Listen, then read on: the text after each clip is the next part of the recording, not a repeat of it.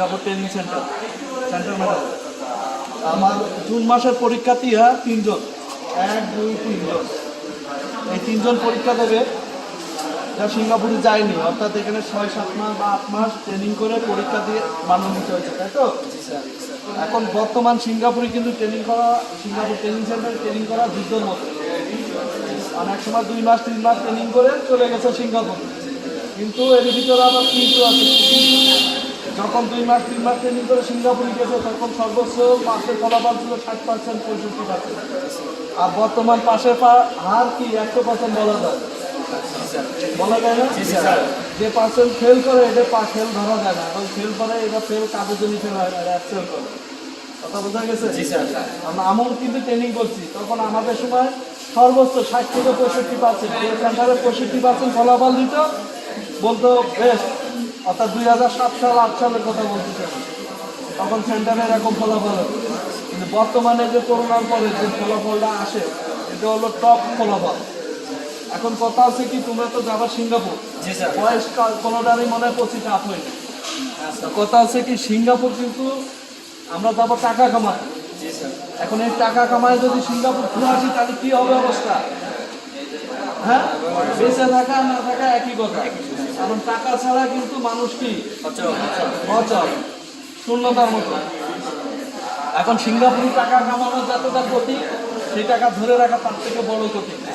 অর্থাৎ সিঙ্গাপুরি government very clever.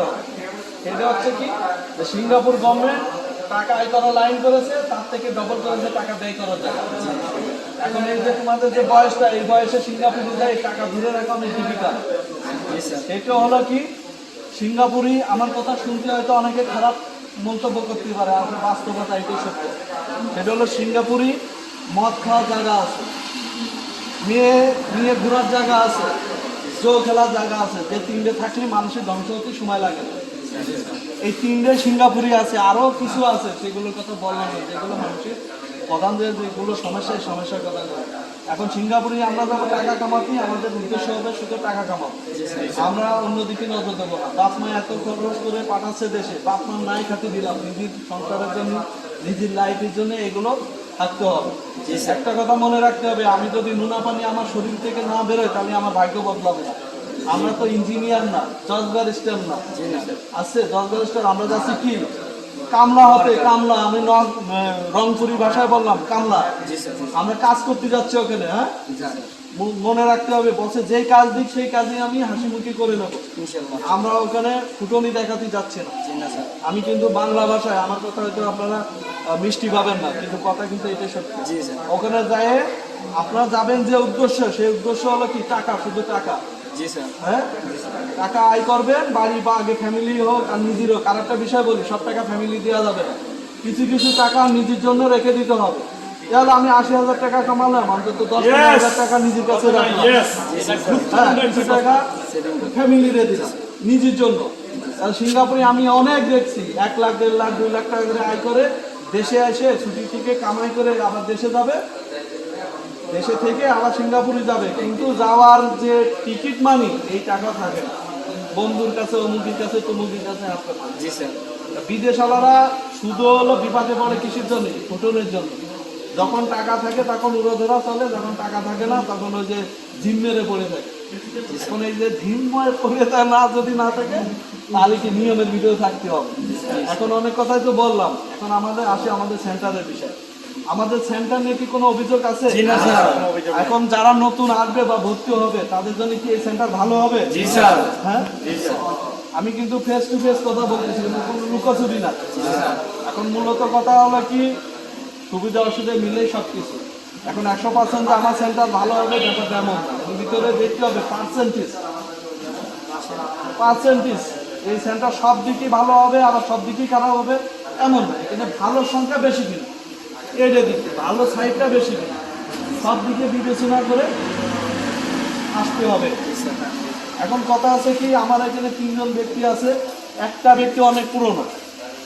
বাড়ি কোথায়? কুমিল্লার আবার একটা খারাপ কথা আছে, তাই কলম না আমি। তুমি এই যে কুমিল্লা এতদিন লাগলো কেন? আমি ক্লিয়ার করে দিই, তোমার বিষয়টা আমি সবই জানি। মূলত হলো সিঙ্গাপুরে যা খরচ যখন বেশি হয়ে যায় তখন এই ভর্তি বাতিল করে, তুমি কিন্তু তোমার আইডিটি বাতিল লিখে আছে, বাতিল করে বাড়ি চলে গেছে, আবার সেকেন্ড টাইমই আসছে। ওর কিন্তু ওই ভর্তিটি আবার আমরা বিবেচনায় ওরে সেন্টারে নিছি, নিয়ে ওরে পরীক্ষায় মানোন্বিত করেছি। আমরা যদি বলতাম যে পরীক্ষা দিয়ে যাবো না, করার কিছু ছিল না, কারণ আমি নিয়মের ভিতরে কথা, আমি অনিয়মের কথা বলছি না। সার্বিক বিবেচনায় তাকে আবার পরীক্ষায় চান্স দেওয়া হয়েছে। হ্যাঁ, তোমার বাড়ি কোথায়? যশোর চৌগাছা। কয় মাস ট্রেনিং করছো আমার এখানে? 6 মাস রানিং। মাদ্রাসার ছাত্র। আর একটা বিষয়, ভেরি ইম্পর্টেন্ট একটা বিষয়, ক্যাপটা খুলতে হবে। তোমার মুখে দাঁড়িয়ে আছে না? এই দাড়ি নিয়ে আমি কিছু কথা বলি। সেটা হলো আমাদের অনেকে প্রশ্ন করে সিঙ্গাপুরি নাকি দাড়ি নিয়ে সিঙ্গাপুরে যাওয়া যায়। আসলে বিষয়টা একদম ভিত্তিহীন, ফস। হ্যাঁ, মূলত হলো মানুষ জানে কম, কয় বেশি। দাড়ি নিয়ে সিঙ্গাপুরে যাওয়া যাবে না, এরকম কোনো অপশন নেই। দাড়ি নিয়ে যাওয়া যাবে। অনেক ছেলে সিঙ্গাপুরে দাড়ি নিয়ে যায় মাদ্রাসা ছাত্র। ঠিক আছে, মোটামুটি ভালো তো আমাদের সেন্টার। খারাপ কার কাছে একটু বলতে হবে, খারাপের দিক বলতে হবে। স্যার বলতে গেলে আমার কাছে কোনো খারাপ আমি পাই নাই। ওকে, হেলমেট ব্যাক করো। বাড়ি কোথায়? কুমিল্লা। কুমিল্লা কোথায়? দাউদকান্দি। দাউদকান্দি। কুমিল্লা দাউদকান্দির লোকই তো সিঙ্গাপুরে আছে 15,000 মিনিমাম, শুধু দাউদকান্দির লোক। তো তোমার হিস্টোরি বলতে হবে একটু। আমার হিস্ট্রি তো অনেক। এ হলো এই আমাদের এই সেন্টার হলো সেকেন্ড সেন্টার। ফার্স্ট অন্য একটা সেন্টারে, আমি সেই সেন্টারের নাম বলছি না, প্রথম একটা সেন্টারে ছিল, সেখান থেকে ট্রেনিং করে বাড়ি চলে গেছে। বাড়ি যাওয়ার কয় মাস পরে আবার আমার সেন্টার আসছে। অন্য সেন্টারে থাকার পরে ট্রেনিং করে বাড়ি দিয়ে 1 বছর টাইম লস করছে, তারপরে আমাদের এই সেন্টার আসছে, তাই তো? কয় মাস ট্রেনিং করছো? 7 মাস। 7 মাসে পরীক্ষা দিচ্ছে, বুঝছো? জি স্যার। এরকম অ্যাভেলেবেল ছেলে 1 মাস 1.5 মাস, 1 বছর 1.5 বছর বাইরের সেন্টারে আছে, কিন্তু পরীক্ষা দিতেই পারে না। আমরা যদি বলি যে বাইরের ছাত্র ভর্তি নিচ্ছি এইভাবে, তো অনেক ছাত্র ভর্তি নিতে পারে। আসলে আমরা প্রাধান্য দিই আমাদের সেন্টারে ছাত্র আছে, তারপরে বাইরের ছাত্র। জি ঠিক আছে, আমাদের সেন্টারতে মোটামুটি যা যাচ্ছে তো সিঙ্গাপুর নাকি? জি স্যার, যাওয়া যাচ্ছে। ট্রেনিং হয়। জি স্যার। আমরা পরীক্ষা বা ভর্তি সব কাজে স্বাভাবিক আছে না? জি স্যার। এটা কিন্তু আল্লাহর রহমত আর মানুষের দোয়া আছে, তাই।